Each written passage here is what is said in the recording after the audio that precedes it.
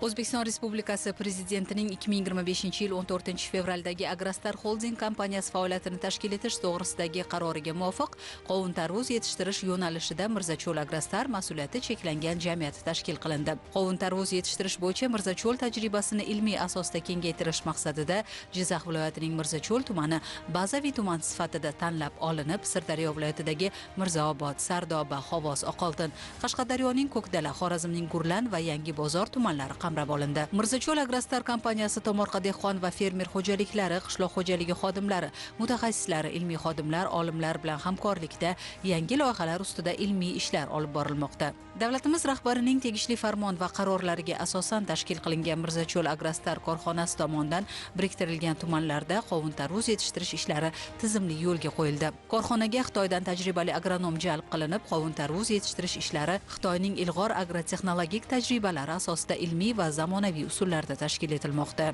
Jizzax viloyatida fermer xo'jaliklar bilan uchrashuvlar uyushtirildi. Xitoylik agronomimiz jalb qilingan holda Liu Changsing ishtirokida 1000 dan ortiq fermer xo'jaliklari, tomorqa egalari bilan o'quv seminarlari o'tkazildi. Bunda shu 11 ta o'tkazilgan o'quv seminarida zamonaviy agrotexnologiya, yangi yondashuv asosida fikrlar almashinib, o'z bilim saviyalari oshirildi. Mahalliy dehqonlar an'anaviy usulda 1 gektar maydonda o'rtacha 5 kg mahalliy urug' sepib 90-100 kunda yetishtiriladi mahsulotlar. Mavsum davomida 30-35 tonna atrofida tarvuz, 20-25 tonna atrofida qovun hosili olinadi.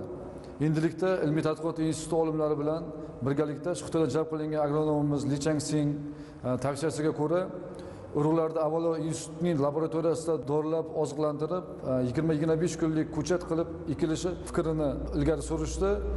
Natijasida 1 gektar urug' uchun sarf 7 barobar kamayib, 700-800 grammni tashkil etadi.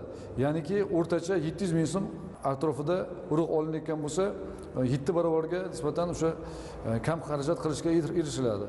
Mirzacho'l Agrostar tomonidan qamrab olingan hududlarda qovun-tarvuz yetishtirish ixtisoslashuvi chuqurlashtirilib, jami 29 ta mahallada ushbu yo'nalish bo'yicha tizimli ishlar tashkil etildi. Korxona tomonidan xalqaro ko'rgazmalarda ishtirok etish, xorijiy kompaniyalar bilan eksport shartnomalarini imzolash hamda hududlarda zamonaviy agromajmualar barpo etilishi natijasida qovun-tarvuzchilik tarmog'i nafaqat ichki bozor, balki eksportga yo'naltirilgan barqaror va raqobatbardosh sohaga aylanmoqda. Bundan tashqari hosildorlikni oshirish bo'yicha Xitoy tajribasini qo'llab kelyapmiz. Ya'ni an'anaviy usulda ekilganda pushti oralig'i 3-4 metrga teng bo'lib, 1 gektar maydonga 7000 ko'chat sarflanadi. Xitoy tajribasida esa ko'chatlar pushti oralig'i 1-2-1-5 metrga qilib ekilganda 1 gektar maydonda 15000 ko'chat sarflanishi hisobga olingan. Natijada yer tejalashga olib kelinadi. 1 gektar hosilga nisbatan 2 barobar ko'p olinadi. Zich ekilish tufayli ko'chatlar eksport bo'lib, ya'ni Yevropa davlatlariga talablariga mos kichik kalibrli 2-2,5 kilogramm mahsulot hosil bo'ladi. Slovakiyaning Rakasan kompaniyasi bilan hamkorlikni yo'lga qo'yib turib, bugungi kunda Rakagumi bioorganik o'g'itidan keng foydalanmoqda. Zamonaviy yondashuv va sun'iy intellektga urg'u bergan holda Xitoy davlatidan 7 xil turdagi texnikalar xarid qilib olindi, jumladan robot traktor, dron va urug' ko'chat ekish, tozalash, plug, barana disk agregatlari sotib olindi. Ushbu yo'nalishda 2026-yilda ham keng ko'lamli ishlar amalga oshirilishi rejalashtirilgan bo'lib, sohani yanada rivojlantirishga qaratilgan qator muhim tashabbuslar hayotga tatbiq etiladi. Xususan 2026-yilda Jizzax viloyatida qovun-tarvuz yetishtirish maydonlarini 6925 gektardan 10680 gektarga yetkazilib, umumiy hajmi 3755 gektarga oshiriladi. Qamrab olingan hududlarda qo'shimcha 14 ta mahalla qovun-tarvuzchilikka ixtisoslashtirilib, bunday mahallalar soni 40 taga yetkaziladi.